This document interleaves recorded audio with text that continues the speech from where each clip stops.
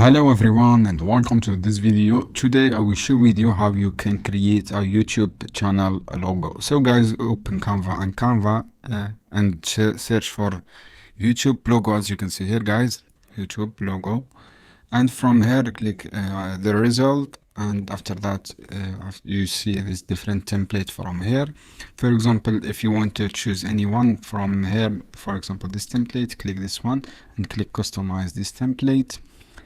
And after that, what you have to do, if you want to use this logo, as you can see here, just click this one and edit. You can edit from here and write here your channel name, for example tech tutorial, for example, and write here tutorial, and from here you can increase the size of channel easily. Select all this element and increase your size, as you can see here.